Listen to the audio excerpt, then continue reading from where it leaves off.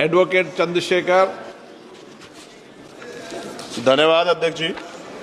अध्यक्ष जी, देश आजाद हुआ 1947 में, लेकिन ये जो जातियां हैं जिनको आज हम विमुक्त जातियों के नाम से जानते हैं, 1871 के अपराध जनजाति अधिनियम के तहत इनको अपराधी जनजाति घोषित किया गया था। तो ये 1952 में आजाद हुए, 5 साल बाद।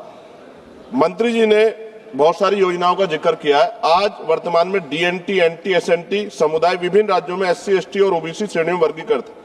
मैं मंत्री जी जानना चाहता हूं, क्या इस मंत्री जी के पास इनकी संख्या की जानकारी है कि इनकी संख्या क्या है, और जो योजनाएं बताई हैं उनके आंकड़े हैं कि कितने लोगों को उसका लाभ मिल रहा है? क्योंकि इनकी हालत अध्यक्ष जी बहुत बुरी, और इनको क्योंकि ये जैसा मंत्री जी की पलायन करते हैं तो वास्तविकता में इनको पूछने वाले, इनके साथ कोई अपराध हो जाता है तो सुनवाई नहीं होती, और इनका जो पुरानी पीढ़ी तो चली गई सर, जो नई पीढ़ी आ रही है वो क्या मुख्य धारा में कभी नहीं जुड़ पाएगी? इसलिए माननीय मंत्री से मेरा आग्रह है कि वो आंकड़े भी स्पष्ट करें और इनकी संख्या की जानकारी मंत्री जी के पास है, क्योंकि पंजाब में, हरियाणा में, यूपी में इनकी संख्या बहुत ज्यादा है। मैं एक सलाह दे दूं आप लोगों को। जी जी बैठो।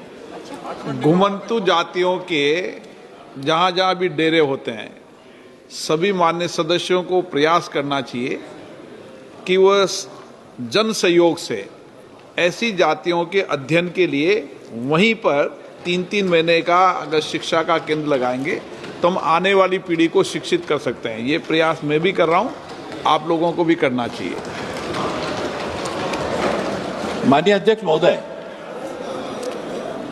माननीय सदस्य के द्वारा जो कुछ राज्यों का उल्लेख करते उनकी संख्या के बारे में जानकारी चाही गई है। इस संबंध में 2015 में इदाते आयोग बनाया गया, 14 में बनाया गया, जिसने 2015 में अपना कार्य प्रारंभ किया और 2017 में अपनी रिपोर्ट प्रस्तुत की। लगभग 15 करोड़ की अनुमानित संख्या आयोग के द्वारा बताई गई।